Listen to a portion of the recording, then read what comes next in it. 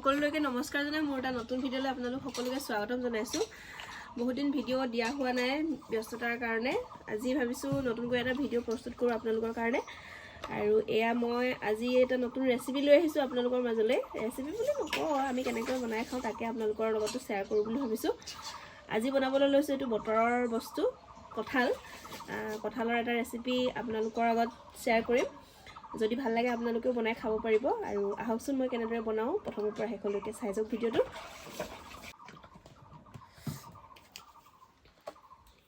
এয়া মই দাহ আৰু কটাৰীখনত অকণমান তেল লগাই লৈছো। মিঠাতেল, যিহেতু কঁঠালৰ পৰা আঠা ওলাব, আঠাটো লাগি নাযাবৰ কাৰণে মই অকণমান এয়া মিঠাতেল লগাই লৈছো। আৰু এতিয়া কঁঠালটো ভালদৰে ধুই ল'ব লাগিব।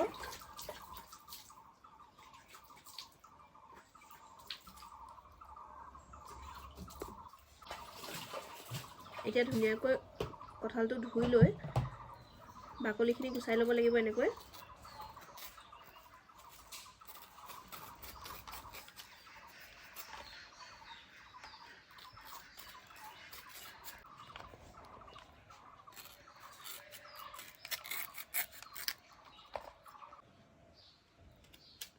ধুনীয়াকৈ বাকলিখিনি গুচাই ল'লোঁ আৰু এই মাজৰ ডিলটো গুচাই ল'লোঁ। এইটো অকণমান টান থাকে যে, এইটো কাৰণে গুচাই ল'লে ভাল হয়। আৰু গোটেইখিনি ধুনীয়াকৈ একেটা সাইজতে কাটি ল'ম।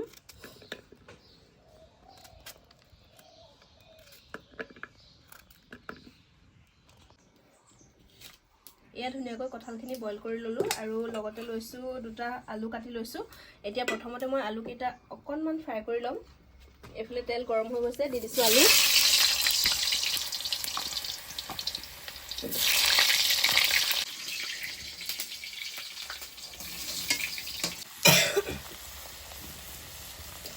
আলুখিনি ফ্ৰাই হৈ গৈছে, এতিয়া আলুখিনি কাঢ়ি ল'ম।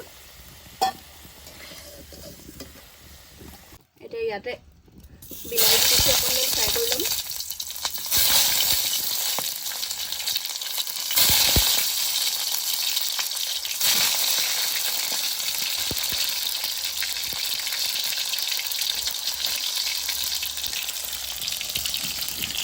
আৰু লগতে দি দিম এয়া গৰম মছলা, লং, দালচেনি আৰু ইলাচি।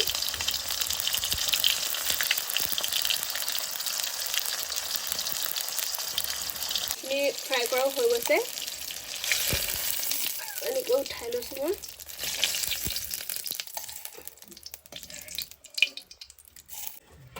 আৰু এতিয়া ইয়াতে দি দিম যিখিনি কঁঠাল মই বইল কৰি ৰাখি থৈছিলোঁ, সেই কঁঠালখিনি।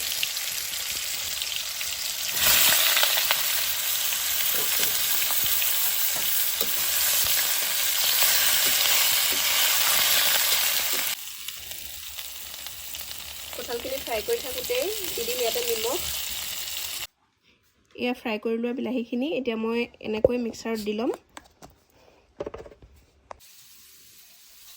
কঁঠালখিনিও প্ৰায় ফ্ৰাই কৰি হৈয়ে গৈছে আৰু এইখিনি মই ধুনীয়াকৈ এয়া পেষ্ট বনাই ল'লোঁ। অকণমান ওচৰলৈ দেখাই দিছোঁ। এয়া ধুনীয়াকৈ পেষ্ট কৰি ল'লোঁ। কিমান ধুনীয়া গোন্ধাইছে। গৰম মছলাখিনিৰ কাৰণে একদম বহুত ধুনীয়া এটা গোন্ধ ওলাইছে। আৰু এইখিনিও হৈ গৈছে প্ৰায়। আৰু এইখিনি মই নমাই ল'ম এতিয়া।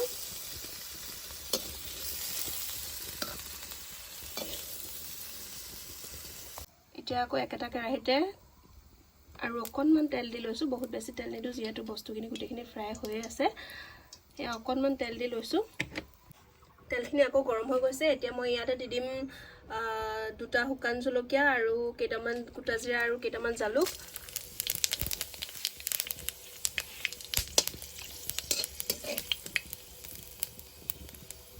আৰু এতিয়া দি দিম সৰু সৰুকৈ কাটি লোৱা পিঁয়াজ।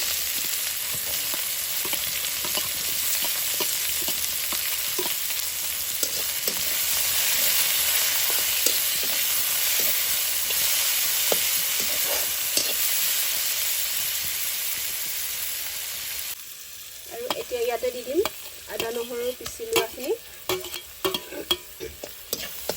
আৰু এইখিনি আদা নহৰু কেঁচা গোন্ধখিনি যোৱালৈকে অকণমান ভাজি ল'ম।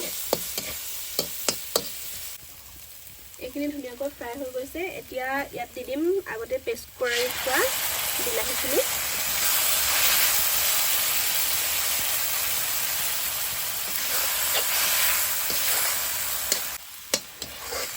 এইখিনি অকণমান দেৰি ভাজি ল'ম যেতিয়ালৈকে এইখিনি তেলটো এৰি নিদিয়ে তেতিয়ালৈকে এইখিনি আকৌ ভাজি ল'ব লাগিব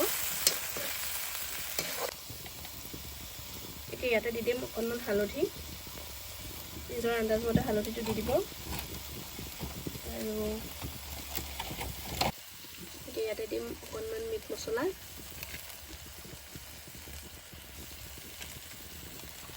আৰু এয়া দিম অকণমান কাশ্মীৰ মিৰ্চ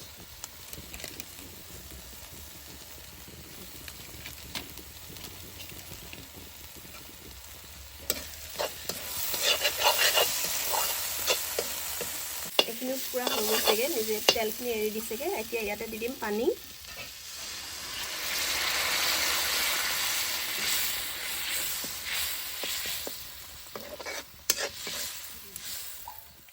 অকণমান দিম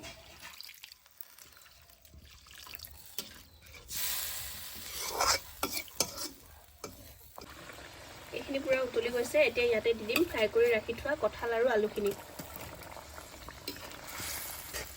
আৰু ভালদৰে লৰাই এতিয়া ঢাকনটো লগাই দিম আৰু ৰেডি হৈ যাব আমাৰ কঁঠালৰ চব্জি এইখিনি হৈ গৈছেগৈ এতিয়া ইয়াতে দি দিম কেইটামান মান ধনিয়াৰ পাত ধুনীয়াকৈ কাটি কাটি এনেকৈ দি দিম এয়া ৰেডি হৈ গ'ল আমাৰ দুপৰীয়া সাজৰ থালিখন লৈছোঁ এয়া গাজৰৰ চালাড ইফালে লৈছোঁ তিয়ঁহ এটা জলকীয়া এপিচ নেমু আৰু এয়া মধুলং টেঙাৰ সৈতে কাঠালৰ দালি আৰু এয়া কঁঠালৰ চব্জি আৰু এয়া লৈছোঁ খৰিকাত দিয়া কণবিলাহী কঁঠালৰ চব্জিৰ সৈতে আজিৰ দুপৰীয়াৰ সাজটো আমিও ভালকৈ খাই ল'লোঁ খাবলৈও বহুত ভালেই হৈছিলে আপোনালোকেও এবাৰ ট্ৰাই কৰি চাব পাৰে এনেকৈ বনাই খাই চাব পাৰে আৰু আজিৰ ভিডিঅ'টো ইমানেই আছিলে আজিলৈ আহিছোঁ বাই বাই